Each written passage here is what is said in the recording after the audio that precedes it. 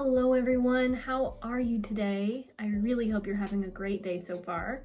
In this brief video, I want to talk about steeking what, where, when, and why. I'm currently working Gudrun Johnston's Vair pullover. This is a pattern she published in book 3 of the Shetland Trader. It's a bottom-up design that utilizes this gorgeous lace pattern as well as steeks through the armholes as well as at the collar here. And what that allows is you to continue knitting your collar work pattern in the round without having to work back and forth, which can be tedious to do. Working color work backwards is, I think, no easy task. And so it makes it a very pleasurable experience. It does incorporate shaping at the inside of the steek here, which you might be able to see. There is a little bit of shaping here all the way up the sides. So steeking does make knitting much more versatile for the human form, especially around necklines, as we'll go into in a moment. But essentially what you do to steek is you cast off a certain number of stitches. In this case, we put them on waste yarn, and then do a backwards loop cast on to separate where you're working in the round from where you intend to split for the front and back for the sleeves in this instance. So we did the backwards loop cast on for 9 stitches to alternate the main color and contrast color so that we could continue working in the round. Of course, adding shaping to the inside of the garment. So separate from the steek stitches, I think that there's like a buffer stitch of the main color and then decreases worked into the pattern to allow shaping for the front of this garment as well as the back. It's the same on both sides. And then while steeking for the front collar, which you can see it's quite awkward looking because it's joining together in an area that ultimately will not be joined. What we do for steeking at the front is just like at the underarm, we cast off. In this case, we actually cast off front stitches, which are the bottom collar, and then cast on with the backwards loop cast on a few stitches, in this case again 9 stitches, so that we can continue working color work in the round, but ultimately cut through the center and separate so that we have the 2 sides of the collar. We did do some shaping in the back as well as the front here.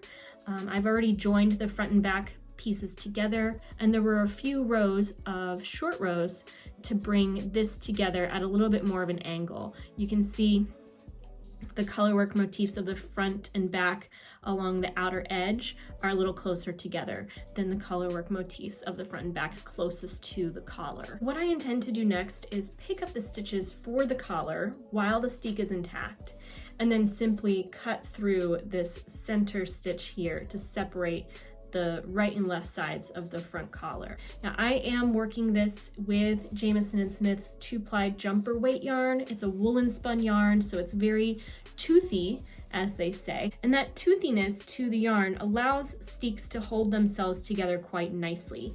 You certainly want to reinforce a steek if you're using slippery yarn such as superwash or like a silk blend. You can reinforce a steek by crocheting up each side, or if you have a sewing machine, you can whip that out and utilize something like the zigzag stitch to sew across multiple stitches, such as the main color and contrast color, to hold them in place so that they're then kind of locked in and not going anywhere once you cut your steek. I wanted to show you that I picked up and knit the 5 rounds of 2x2 knitting.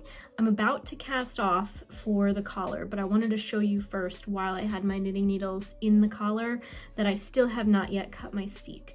Of course, that is a personal preference. You're welcome to do that if you want, but I wanted to make sure I was finished handling this portion of the sweater before cutting into my yarn, just because I want to be very, very careful and delicate with those stitches once they're cut. I did knit the collar using a magic loop method. I will leave a link above for my magic loop technique if you're interested in seeing that. I have picked up my collar. I knit 2x2 ribbing for 5 rounds and bound off in pattern. I then went ahead and sewed in all my loose ends. I had a couple at the join of the front and back, as well as the loose ends where I picked up for the collar. And it's now time that I cut my steek stitches. So I'm going to do this along with you on camera. I'm going to cut right up the center stitch here.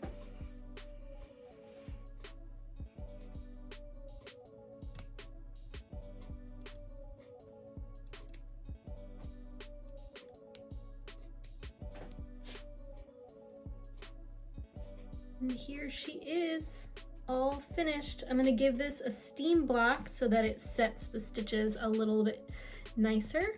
And then once I pick up the stitches for the first sleeve and I get that sleeve going, I'll cut into this steek as well. Of course, this sweater will not be ready to try on until I have cut through both armhole steeks. I want to thank you all so much for watching. This has been a lot of fun to create. I highly recommend knitting this pattern and getting your hands on Gudrun Johnston's copy of the Heritage Book 3 of the Shetland Trader.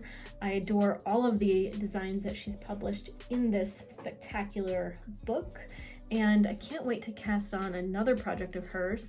I learned so much in working the top portion of this sweater. I do anticipate incorporating steek stitches for the collar of future patterns I intend to work that haven't incorporated short rows or any kind of front shaping to the design. I want to thank you all so much for watching. If you haven't already, do please subscribe to my channel here on YouTube, and if you want to find me on social media, my name is Taylor E. Owen on Ravelry, Instagram, and Twitter. You can find me as Taylor Knits on TikTok, and I hope you have a wonderful day. Take care.